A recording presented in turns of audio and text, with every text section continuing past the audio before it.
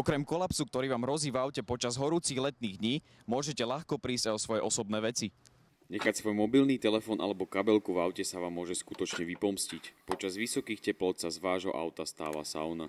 V automobiloch môže prísť k takej enormne zvýšenej teplote až extrémne, kde môže dôjsť buď k úrazu alebo k nejakým nehodám, dokonca rozstaveniu niektorých súčastí v automobilu. Slečna Lenka nechala v takto rozpálenom aute svoju kabelku. Keď sa vrátila, zistila, že je zničená. To je moja obľúbená kabelka. Ako náhle som ju nechala na priamom slnku celý deň v aute, tak je celá zničená a zoškverená.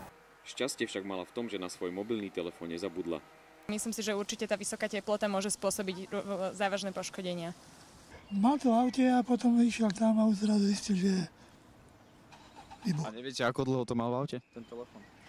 Cez obed. Nič však nepokazíte tým, že si svoje veci ako domácich maznáčikov budete brať so sebou. Pre redaktorskú školu Rastislav Ort.